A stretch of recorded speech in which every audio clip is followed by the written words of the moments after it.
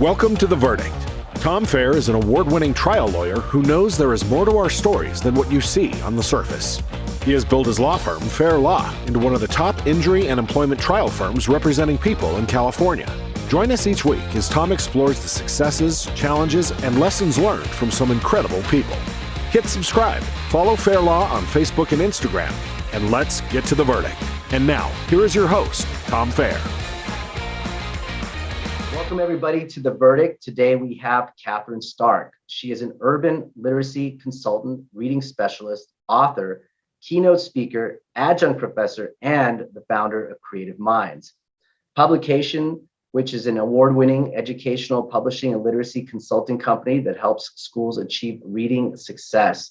Kathryn helps to motivate children, support parents, and inspire fellow educators to not only love reading, but love to teach it as well.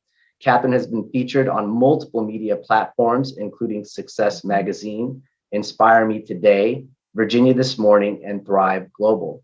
She has served as a literacy trainer for the University of Chicago Urban Education Institute and VCU AmeriCorps program. She's the creator of Tackle Reading, an annual literacy educational initiative supported by the NFL. Welcome, Kathryn. Great to have you on. Thank you so much for having me. So what I want to sort of get an idea is, how does someone with your background, if you could tell us a little bit about it, how did you get into education? So I was the child that wanted to be an elementary school teacher my whole life. When I would come home from school, I would play school. I would write lesson plans. I would create papers. I had wonderful imaginary children in my class. And so I always knew I wanted to be a teacher. Also, when I was 9 years old, I actually started my first tutoring business. So at 9 years old, I put flyers around the neighborhood telling parents that I would teach their 4 and 5-year-olds how to read. So clearly, I've been doing this ever since I was a child myself. But my very, very first real job was a second grade teacher in inner city public schools in Richmond, Virginia. So I had finally achieved my dream job of being an elementary school teacher. Quickly found out that even though you're in second grade, it doesn't necessarily read on second grade level. So I learned right then and there that I had a lot of work to do for myself to learn how to teach reading and to help my students as well. That's interesting that you had this passion just as such a young child of wanting to be a teacher, but then you also had this entrepreneurial spirit as well to try to go out and tutor children as well. Yeah, my mom is a teacher and my dad was a business person. So fortunately, I think I got the best of both worlds just to kind of create my own thing in the business of education.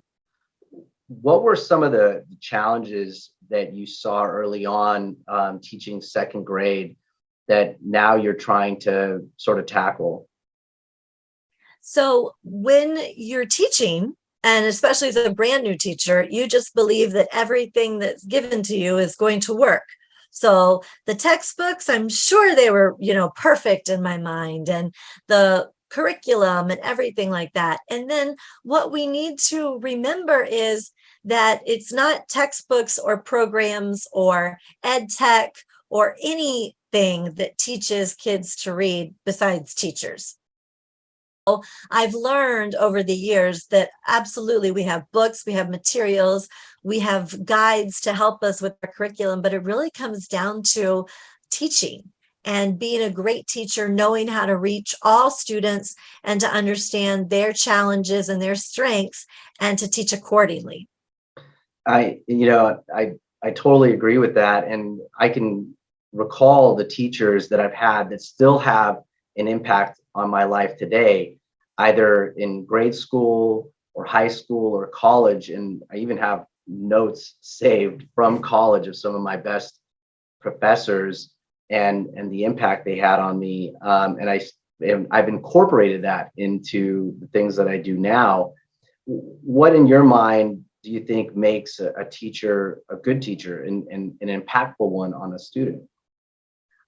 It's all about relationship building. And I've always been an elementary school teacher. So I was first and second and third grade, and then a K-5 reading specialist. And now in teaching for, almost 18 years, I have students finding me on Instagram and asking me if I remember them. And I'm thinking, wow, I don't know how you remember me, because I was your first grade teacher, which means after me, you had a lot of teachers and subjects. And I really do think that when you make connections with kids and you get to know everything about them, their likes, their dislikes, what they love to do, what they struggle with, what they need help with, their family. I mean, in order to teach, you have to be able to understand exactly who you're teaching and who you're working with. And so I've just been very, very fortunate that I've had children welcome me into their classroom as their teacher, because I feel like that's a huge part of it. Yeah, I definitely agree with this idea of getting to know your students. I'm not a teacher by trade or profession, but as a trial lawyer, it's a craft that not a lot of lawyers do. And I spend a fair amount of my time teaching it across the state and some other states on what it means to be a trial lawyer, how to be empathetic and sort of disabuse yourself of a lot of the things you may have learned in law school to be an effective communicator. And I think having that empathy or getting to know your crowd or the people that you're trying to help is absolutely critical to that journey. Absolutely. And I love that you do that and just said that, because transitioning from teaching students to now I primarily teach teachers is totally different. And I absolutely believe that if teachers feel supported and confident and competent in teaching a subject matter like reading, which is so complex, then we're only going to be keeping the best teachers. So really, like you just said, showing empathy. You've been there, getting your hands dirty, rolling up your sleeves. Like when I come in a classroom, a teacher knows I'm there to work. So whether I'm teaching side by side with them or working with kids or helping them plan afterwards, I mean, you have to absolutely collaborate to make the greatest impact. Yeah. Teaching second grade, you're teaching all different topics, right? Math, science, I guess history. Yep. What is it about literacy? What attracted you to that and pursuing a master's in that versus some other area? I think I'm the child that hated math and science when I was little. I think you have either the reading and history brain or the math and science brain. And so while I was cognizant of that, and as an elementary school teacher, I made sure that I taught math in a way that kids would grasp. I knew that my passion was in reading and writing. And if you can read, you can be successful in any other subject. And so I decided that I would really, really focus on words and reading and writing across grade levels and really just build that foundation. Once you learn to read, you don't forget how to read. It's just actually getting kids to read and then reading so they can be successful as adults like you are. With the master's in literacy and culture, can you just tell us a little bit about what that entailed? Because it seems to be a broader topic than just learning how to teach someone how to read or enjoy reading. Yeah, and a common myth is that a reading specialist and an English teacher are the same, and they're not, because English teachers, they are really studying literature, whereas getting a master's in literacy focuses on teaching the developmental practice of reading. So talking about phonics and decoding words, to understanding vocabulary, to comprehending what you're reading. And then, of course, the ultimate goal to be able to write about what you're reading. And my particular degree was called Literacy and Culture because the whole idea is to be able to teach kids to a variety of text that reaches kids across all grade levels, all ethnicities, all backgrounds, and that we actually are aware of children's different styles of learning and different backgrounds. You really have to be culturally competent as well when you're teaching today. Yeah, it's interesting that you talk about the differences in how we learn or how we process information. I mean, some of us tend to be more visual learners. Some of us, tend to be learners where we want to work in groups, or others can pick up that book and absorb what's in there and then apply it readily, which I don't have that capability. It takes me quite a few times of rereading something and then trying it before I'm able to do it. How is that? How have you sort of approached that challenge in trying to get across to your students, teachers, parents? Well, certainly in my position, I'm primarily assigned or given the opportunity to be with kids who are labeled struggling readers or reluctant readers, and teachers who are in perhaps a challenged elementary school. They haven't necessarily got the accreditation that they needed and things like that.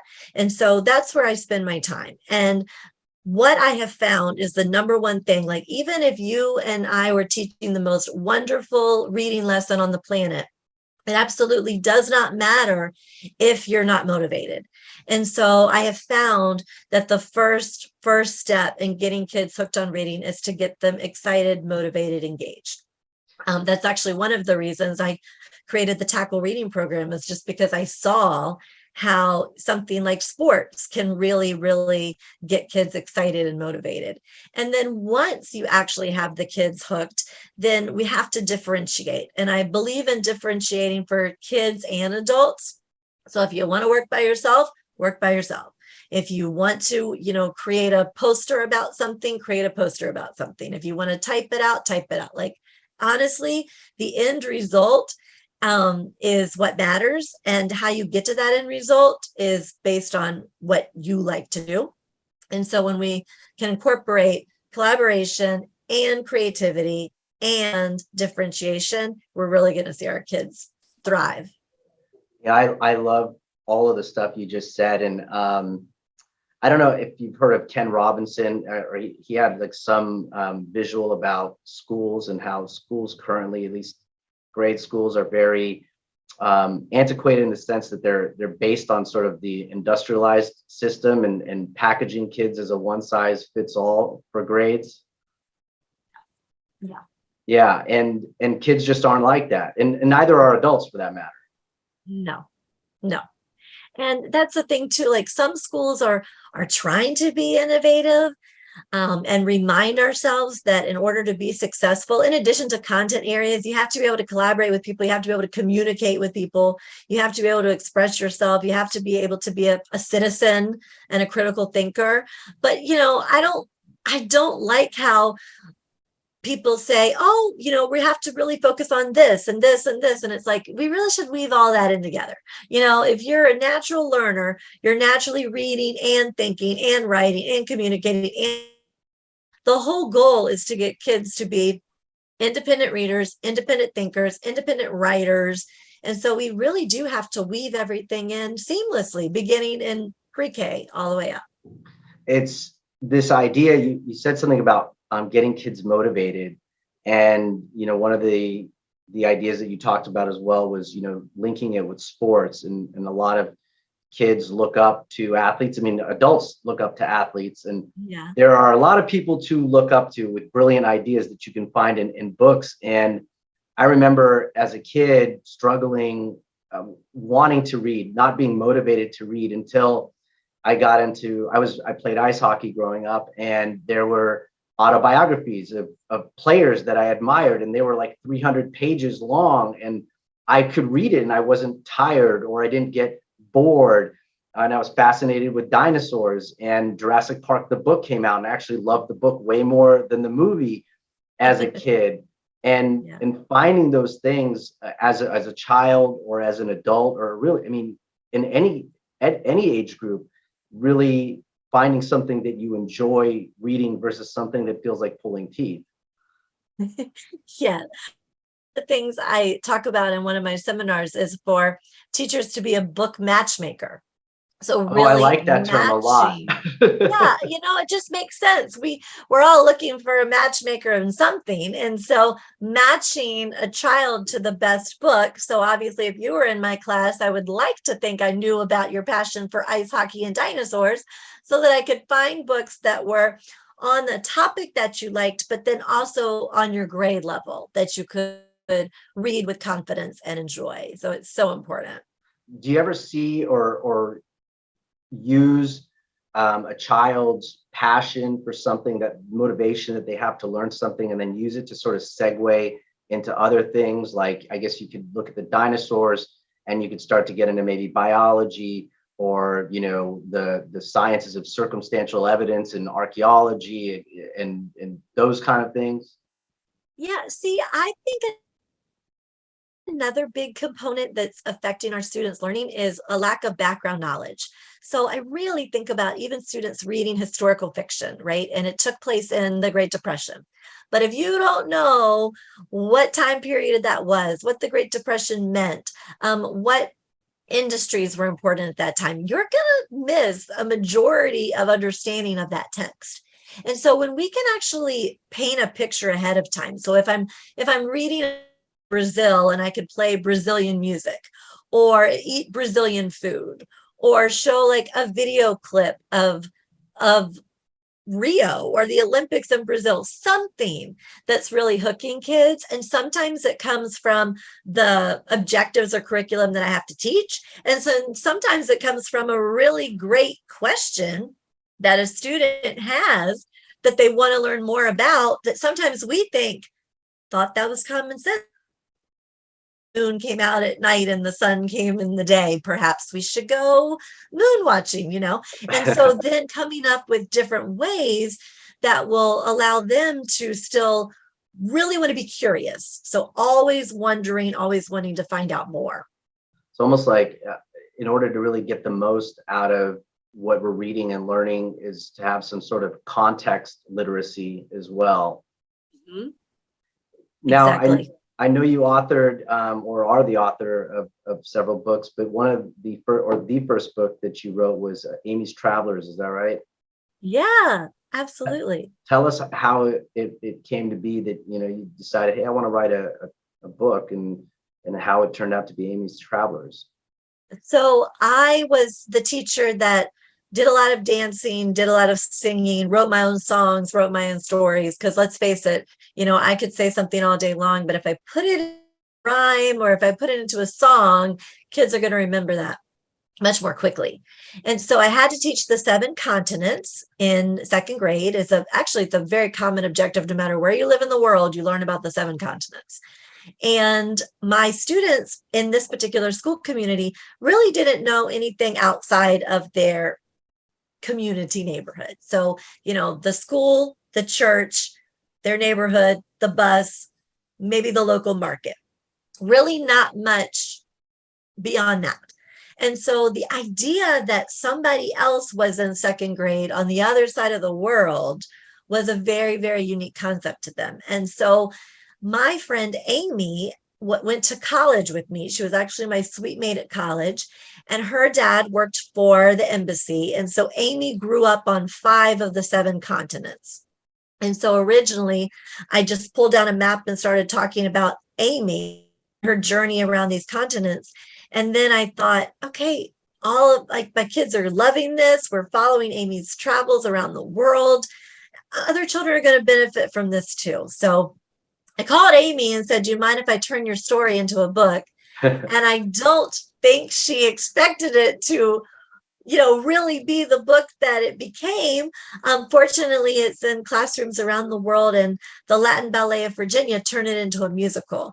And every day we're adding more and more readers, just because every day more children are born, more children are entering first and second grade and learning about our global world. Yeah, and I mean, there are people today that they may not be able to travel to all these places, but finding a way to connect to all these different areas, even whether maybe you're financially or physically not able to go to these places, something like Amy's Travelers can take them there. Absolutely. And in addition to Amy's Travels, my company, Creative Minds Publications, now publishes a children's travel series from another author for that same exact reason, just to take a trip through the pages of a book. So many places that we can go. Can you tell us just a little bit about Creative Minds, what it is, how you started that? Sure.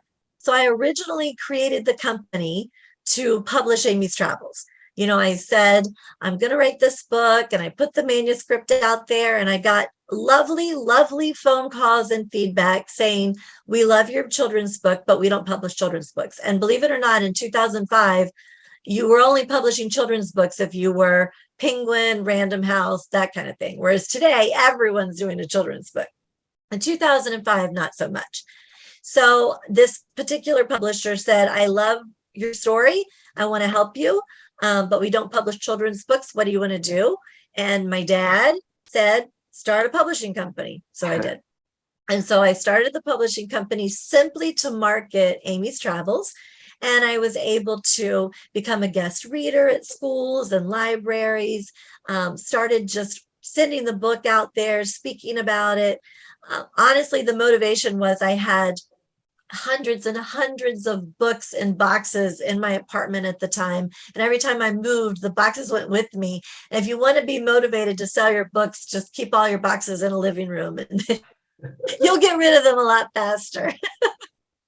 I have a hard time lending books because I know they'll never come back. And I'm very it's the books that I've read, at least, or really want to read. I have sort of this relationship with them, and I don't want to see them gone. I don't know what that says about me. But I would have a hard time with that. My wife sort of gives me a little bit of flack because I've got books sort of lying around everywhere in different rooms. You never know when you want to pick one up. Exactly. And I did read recently that it's not hoarding if it's books. I haven't gotten to hoarding level of the books yet. Which maybe I'm not reading enough, or I'm not getting enough. But I suppose once you don't get into hoarding because you just turn it into a library. Exactly. That's the lawyer in me being creative. I love it. With Creative Minds, are there other publishing companies out there that are maybe similar or different? Just how would yours be different to some of these others? Yeah. So in the educational industry, Scholastic is the biggest one for creating children's books. And things that we talked about earlier, like Random House and Penguin, but they actually really just focus on publishing of books. Whereas I decided, first of all, none of the CEOs and founders of those companies are former elementary school teachers. And I absolutely believe that it's beneficial for our company to be able to make a connection with the teachers who are purchasing our books, because they know that I use the books for the same exact purpose. And so while we really initially just really focused on publishing Amy's Travels, and then I would start doing a lot of guest posts and writing articles and doing speaking engagements and such like that. Now we publish other authors. We publish educational materials, and we also have a whole consulting side of the company. And so you can either get the books and then use them accordingly in the classroom or with teachers for a teacher book club, or you can just bring in me and other educators as consultants that literally are side by side with you, helping you learn to teach reading. So that's certainly what helps us stand out. The United States, as well as other countries, are famous or infamous for trying to have metrics, to see whether a child has gotten to a certain level or has reached a certain level of literacy. With your program and what you're trying to do, is there a way to gauge, or are you even trying to gauge, am I having an effect on the community? Am I having an effect on this student or this teacher or this parent, so that they are becoming more literate, or that they're enjoying this idea of reading and understanding just the power that books have? Yeah. And honestly, I mean, I would not be able to be doing what I was doing if we were not seeing any growth. And so that's what wakes me up in the morning. If I'm not seeing fast enough growth, or kids really excited, or teachers really excited, I need to switch my game up. But what I love to really emphasize is that while, like, the teaching of reading, the science of the teaching of reading is research based, anyone that has studied literacy and reading and writing understands how to teach. We have to know that, just like you mentioned about creatively, as you're in your position, when I go to a school or a district, they tell me what they have, right? So it could be this particular textbook, and then this particular vocabulary workbook, and then this particular, ed tech platform of audiobooks. And I have to creatively decide how all of those things that they purchased that might not be related at all do come together to get results. And the school has, and we talked about how to use those things appropriately in a whole group lesson versus a small group lesson versus like one-on-one work. And we, no matter what assessment that the school or district takes, that's what we use for our metrics.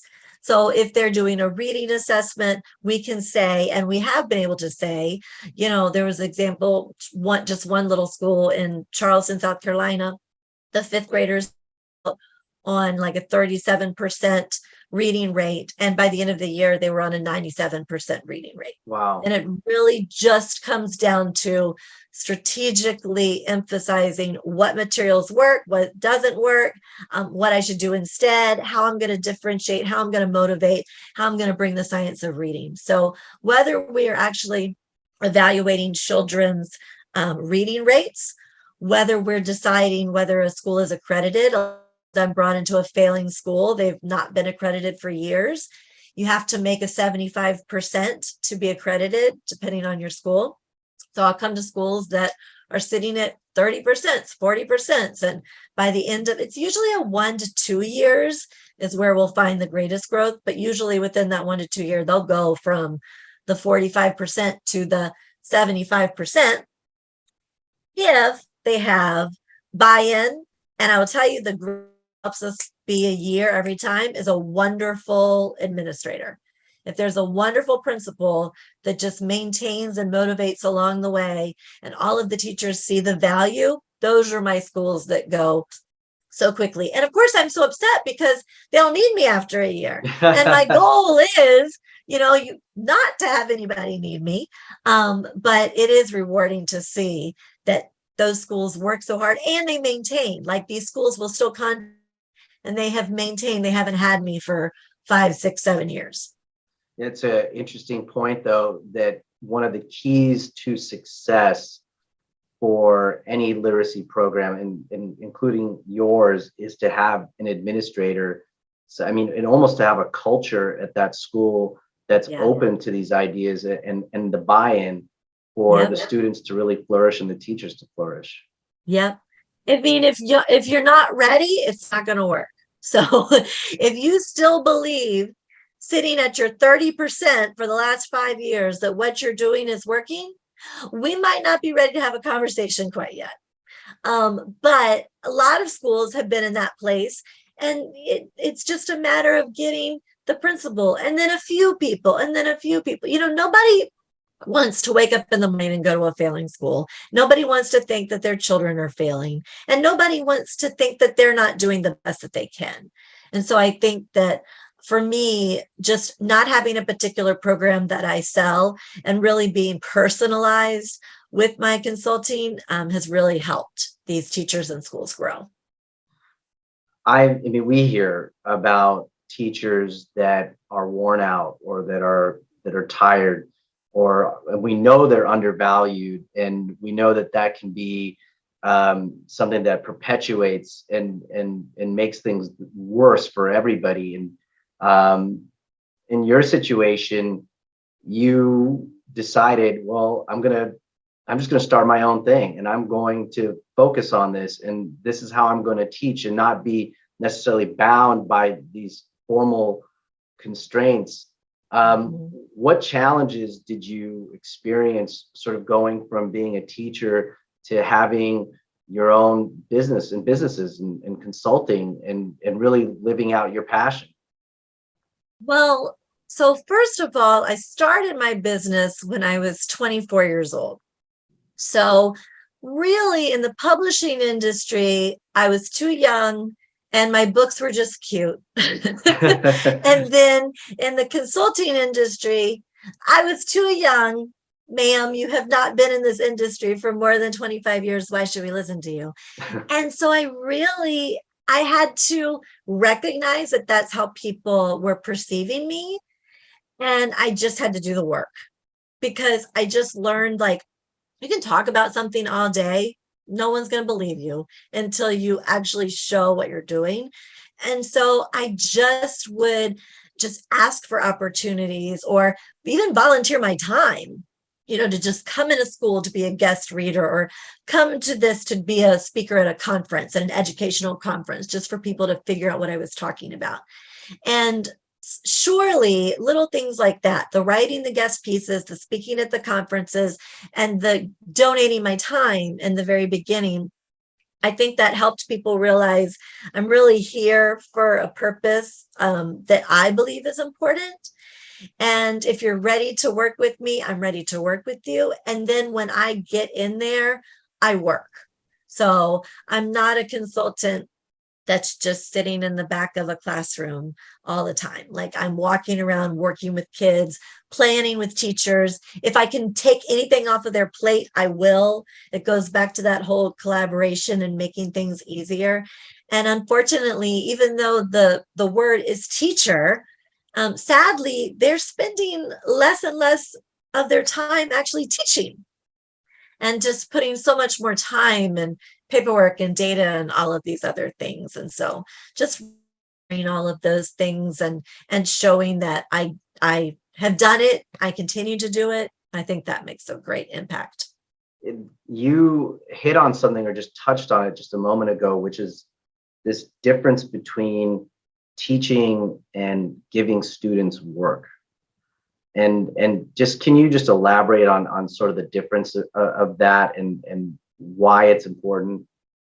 Oh my gosh. So I hate going in classrooms where children are teaching themselves, which means they're sitting at a desk and they're just doing busy work, or they're reading to themselves, or they're completing assignments.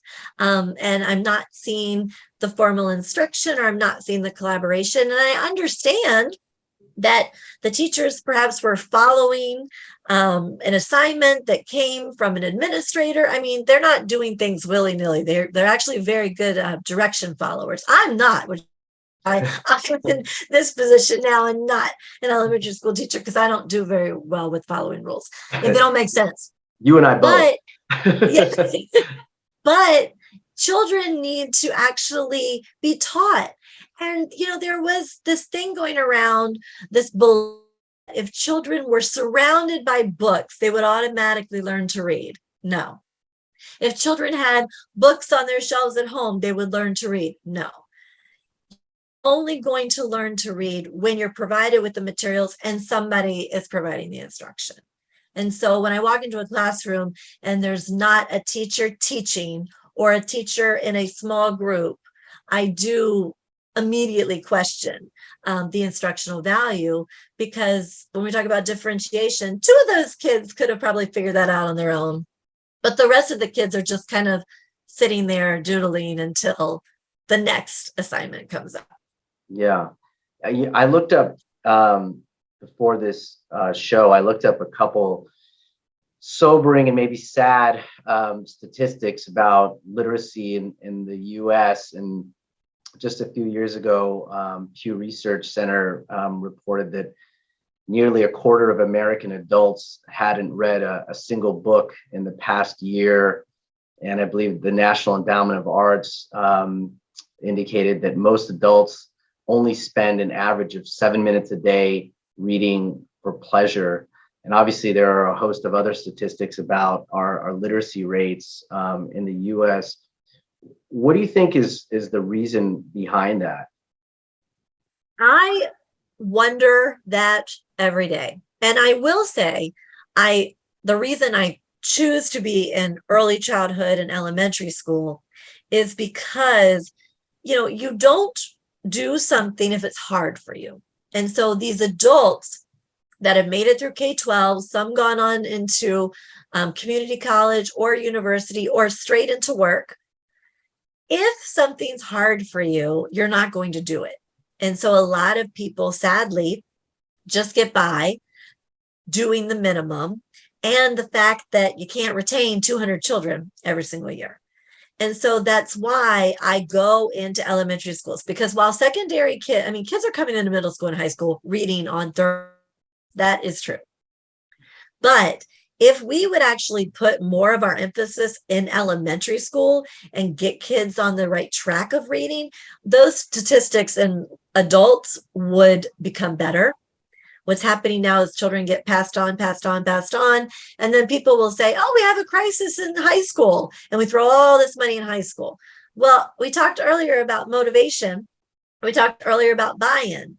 And the average 15-year-old who's not excited about learning and is counting down the days to graduation, they're not really the target audience that's going to necessarily flip on a dime and see the value. They could, because every child is different. But starting with a 5-year-old is going to make a greater difference in that child's path. Yeah. And you're talking about high school, and that was a time for me when I didn't like school, like the learning aspect of school during high school, but there was one class, and one teacher every year that I was drawn to. And it's funny, I went to a Catholic high school, Catholic private high school, and it was religion class, but it wasn't necessarily religion. It wasn't like we were learning the Bible. It was philosophy and biology and science, and it was all these things, and moral questions and ethical questions. And we had a great teacher who just, I felt I wanted to go to class. Whereas others, I was just sitting there wondering how I can copy someone's homework. But finding that motivation, I think it continually goes back to that. I heard recently, if there was some rule associated with books, and it's like after a certain number of pages, if it hasn't picked up your interest, that's a book to just put down and move on from. Yeah, it's true. And it's funny you said that, because I know people that feel so guilty that they're not finishing the book. And I'm like, but are you really comprehending it? Are you really enjoying it? It's just like everything. Same thing with a movie. If you don't like it, turn it off. And put it away, find something you will like. It's true. It is like a movie. And then sometimes also you may not even be ready for it in your life, that book or that movie. Yes. One day you do sit down and you're like, wait a minute. And you tune in and you're in the right headspace or the right place in your life, and it's something that captivates you. And I think that is the value of reading and rereading books, because when we're in elementary school, you'll say, oh, well, today I'm reading The Places You Go. And the kids are like, I've heard that book before. I've heard that book before. Yes, you have. But you're going to hear it today through a different lens or with a different ear. And certainly the older you get, the message that you heard from that author when you were 5 is going to be different when you're 9, 12, 15. Yeah, absolutely. With working in different communities, I know you've worked across the U.S. Have you seen differences in the communities that you've worked in? Maybe some differences in challenges, or differences that you're able to see and then use to better educate either teachers or parents or students? Yeah, it's interesting because every elementary school, or in some districts, all 45 to 50 elementary schools in their community are really like the pillars of the community, as far as like the foundations of learning. All the kids know where the school is. And so I love kind of figuring out the culture of each school, because when you walk into a school, you instantly feel something, and it is either this school really values kids. This school really believes in family. This school believes in children as far as like building the well-roundedness of children. So they have breakfast and they have art, and music has not been cut. It's still an important part of their day. So I love, number one, seeing what a school offers. Because when you walk into a building, you can tell. You can tell instantly by the hallway displays what the people are talking about. And then secondly, in America, our schools are very, very much divided by socioeconomic class, culture, religion, ethnicity. And so, I go in some schools and there's an extremely high Hispanic Latina community. And is the school really focused on supporting that community and not just doing the same thing that the school down the block did? And are you really, really taking the kids into account when you're choosing programs and text to really make sure that it reflects the kids and their community and their backgrounds? There's absolutely there's disproportionate funding, and those are real challenges that exist. Are there ways for you to overcome that? I mean, obviously we hear we've seen movies, but the movie that comes to mind is like Dangerous Minds, where you hear these Yes. but the challenges must be, just so daunting. And I'm wondering, how do you, if you were to go into a school where there's just been a lack of morale or a lack of belief, or really the students realize that nobody cares for them, right? And there's not a real love for them and their growth and their well-being. Right. How can one go in there and sort of shake that up and show that, no, there are people that really care about you as humans, and that you have a future, and there's something really beautiful in each and every one of you, and if you realize that potential, it'll be amazing. Yeah, and it absolutely starts with that principal at the top and the type of teachers they're hiring or suggesting to move. I love independent schools because they can hire and fire. And I know that sounds harsh, but in every other industry, you get hired if you do a great job, you get fired if you're not pulling your weight. And there are just some people that may have been a fabulous teacher at one time, and it might be their time to go. And I think it's important that we find positions that still you can be in the schools, but you might not be responsible for 30 children every day. I absolutely think that recognizing the great leadership that you bring into a school makes a huge difference.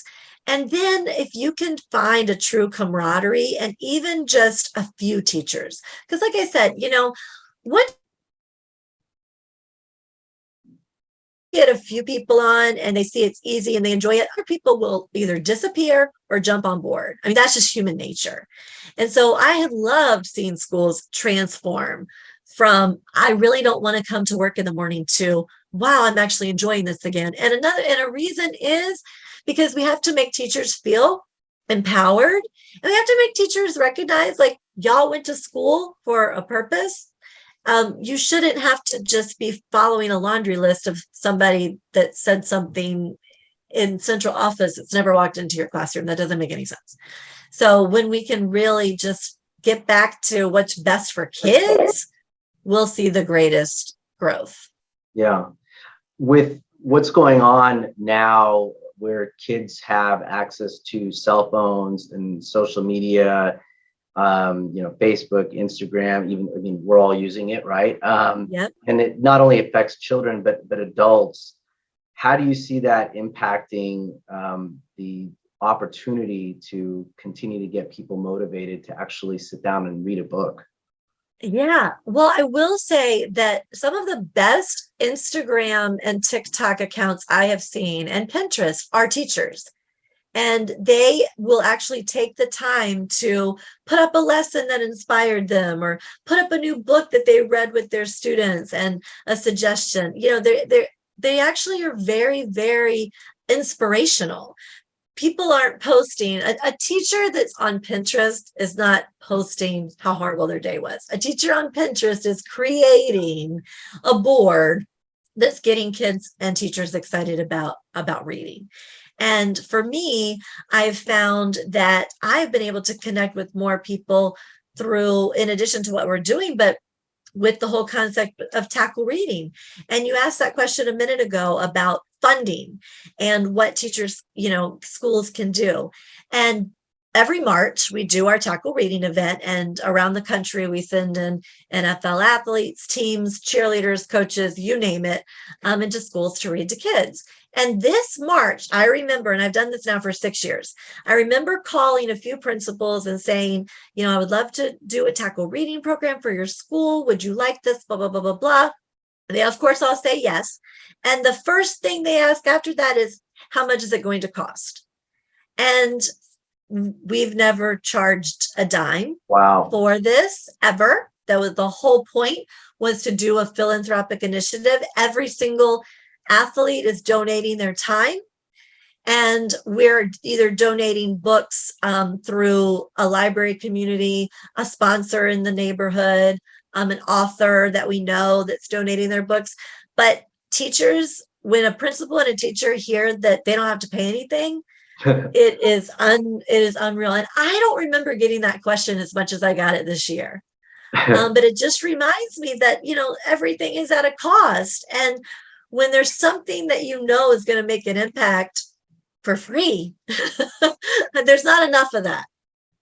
And you've talked a little bit about this tackle reading, and I like the title because you're associated with the NFL. Can you tell us how that started and how it was that you were able to get the NFL involved with this program? Because that just sounds remarkable. I couldn't even, how do I get, just a little local something involved versus the National Football League? And that's impressive.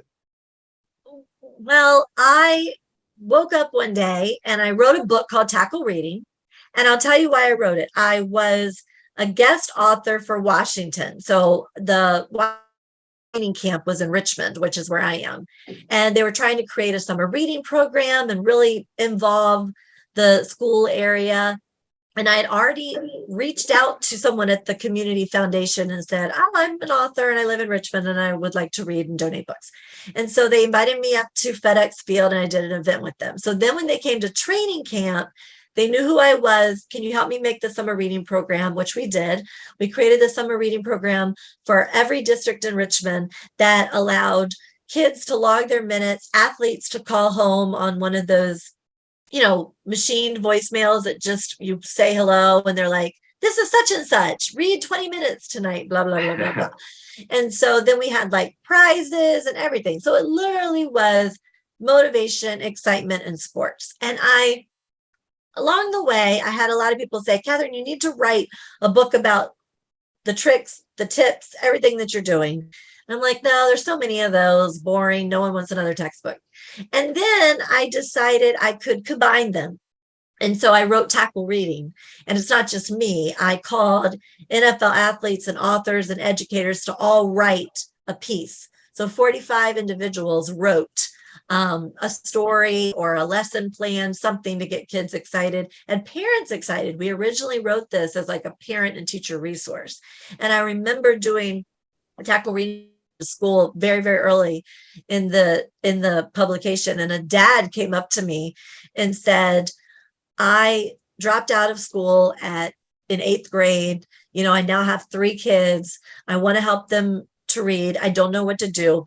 Thank you for writing a book that I can read. Wow. And that was my goal. I didn't want to write another textbook. I didn't want to write anything jargon, oriented. I wanted something that would help people. We just recently wrote a touchdown in reading. And this one is just truly a playbook for teachers. So if you want to know how to teach reading and you don't know where to start, that's where you start. But so I wrote the book and then I said, I need to do something more with this book. I think I'm going to work with the NFL. And people are like, haha. I'm like, well, all right, I'll let you know when I do. And I had posted and everything. And weirdly enough, I got a message from a woman named Michelle Staubach Grimes, who is an author. and whose father is Roger Staubach, and Oh, who saw wow. the book and asked if she and I could collaborate. And I told her my idea. And she and I wrote emails and sent them to every individual team that we knew, to bring them on, bring them on. Once she and I had 15 teams, then I went to the NFL and I said, I'm Kathryn Starke. I wrote this book. This is what I want to do. I have 15 teams on board. Will you support us? And now, 6 years later, I'm so very fortunate because we just continue to add more support from the headquarters, more support from alumni offices. And we're not just limited to March, so we can do special events throughout the school year. And it's all about promoting a love of literacy with a passion for football was our tagline. And we've just, I thought I was just going to do this for 1 year with the book, but I'm asking if we're doing it again. So apparently we're doing it again. I'll be 7th event, March 2023. Maybe we can get you involved in some of the other national sports leagues. Yeah, honestly, we've had conversations about that. We had some WNBA readers this season as well. We've had some NBA readers. I know soccer is very, very popular, especially in particular communities. So yeah, Tom, let's do it. I'm all for it. I mean, reading is, I don't do enough of it. I set a goal for 50 books a year, which is not one that I ever achieve. I'm lucky if I get to half of that. But to me, the art of learning and the art of becoming better at whatever you're doing, it absolutely requires a commitment to reading books. Yeah. I mean, you're not going to be able to do any subject, any content, anything if you can't read. I mean, I even thinking about like reading menus to reading signs to reading maps. I mean, reading is a life skill. And so really putting that emphasis on it and our youngest kids, really bridging the gap and setting the foundations from reading. All we're going to be doing is setting children in American schools up for success. Yeah, absolutely. I mean, and a lot of the people that are considered successful are they're known in our society. I mean, like some of the tech giants, like Mark Zuckerberg or Elon Musk, aside from any political or where they fall and what they're doing currently, or Oprah Winfrey. I mean, they all tout their success to being voracious readers. Absolutely. I mean, if you want to look up to somebody and see what success looks like, look what got them there. And it's like what I said, I can tell kids to read for 20 minutes every day, read for 20 minutes every day. But then when your favorite athlete from the Rams tells you to read for 20 minutes every day, it has a little bit something behind that. And I don't care who's giving the message. I want the message to be received. And a lot of these guys, their stories are, they didn't love reading as kids for them. And in order to get out of a tough situation or in order to get into NFL, you had to study and you had to read.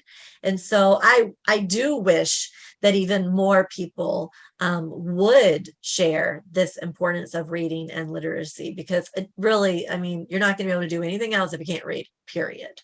Oh, absolutely. And I go so far as to say it's not even just about reading, but books as opposed to a blog or a magazine article, because the amount of time that the author of a book spends researching it, I mean, you're getting for your, let's say people read 250 words a minute, and it takes you 5 to 8 hours to read, a 100,000 word long book. That author put in 10 to 15 years of research in it. And so the exchange, I mean, the trade value of it is just, it's a no-brainer, right? To commit the time to read that, and you get all of these new ideas that change you forever. Absolutely. Agreed. So with reading in the US now and some of the stuff that you're doing, I guess, where do you see literacy and reading in the US in the future? So we had work to do before the pandemic, and the pandemic has simply highlighted the fact that we really have to be even more strategic. There is a push right now for the science of reading. It is nothing new. So it's research from the late 70s and the early 80s. But when we talk earlier about schools buying this program or this book or whatever, unfortunately, the people making those purchasing decisions are not always the ones that know how to teach a particular content area. Like, don't ask me what to buy for math. That's not my field. But for reading, we really do have to make sure that we're focused on the science of reading. And while there are plenty of ed tech platforms, and I myself have been creating and collaborating with people in ed tech about reading, because while there are a lot of platforms out there, again, none of them have been created by a teacher. And I always like to remind my teachers and my schools that are celebrating the amount of minutes a child is on a screen. I'm like, the minutes that the child is on the screen playing a game did not translate into their reading rate. And so we really have to understand that there are things that we should have as tools, and there are things that should be given to kids for additional opportunities, but we can't put all of our eggs in one basket. And so putting all of our, withhold behind the ed tech program and then putting everything we own besides this one person or this one researcher, absolutely not. You really have to, like we said in the very beginning, get to know your kids. What do they need? What are their strengths and challenges? Every class is different. So something I might have used last year, I might not be using this year because there's not a reason for it. Our kids should actually define our instruction. Nobody else should be defining our instruction. I love that. And it requires a lot of listening and being in touch with our community at a local level. And you touched on how I sort of see social media sometimes as a negative because I see a lot of that, but really there's this huge positive in being able to reach so many people. And you can almost do it locally through various social media avenues as well, like you're mentioning with Pinterest and having teachers that are putting out these amazing programs. And depending on who you follow and what you're digesting, it can be a really positive experience, and then you're able to reach these people. Yeah. I mean, if we could just create a global classroom on social media that made kids excited about learning and teachers excited about teaching, and then there's actually growth and results, and America's not falling behind so many other countries in academics, and then I think we'll be on our way.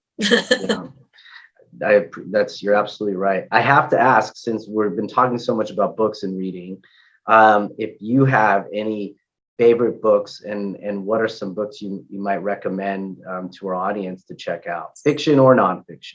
Yeah. Okay. So I read all genres. In fact, when I was talking about being a book matchmaker and reading genres, a lot of the books that we have in our classroom are what we love to read. So I've found that I am lacking in the poetry and science fiction department in my own classroom library because that's not what I love to read. I love to read fiction wise, I love reading anything by Taylor Jenkins Reid. I obviously will pick up anything that Emily Giffen writes just because it's new. I love reading nonfiction memoirs and business books. Like I read the memoir by Alex Trebek so much, like his personal journey. I love reading children's books. So any children's book that I actually think adults could afford to read some more children's books because there are a lot of life lessons in those. So there's a children's book called Stand Tall, Molly Lou Mellon. And it's just about this little teeny tiny little child that nobody gives the time of day. And she has more life lessons than anybody. So it really just depends on my mood, but I'm not going to turn down a fictional book, historical fiction, a memoir, a nonfiction business book. All of the business leaders that you mentioned, I've definitely read the books by Mark Cuban and by Warren Buffett and by Oprah, because you're only going to get better by learning and reading. And I will say, I didn't go to school and business school. I went to school to become a teacher. Everything I've learned about business and marketing and publishing and leadership has all been from books.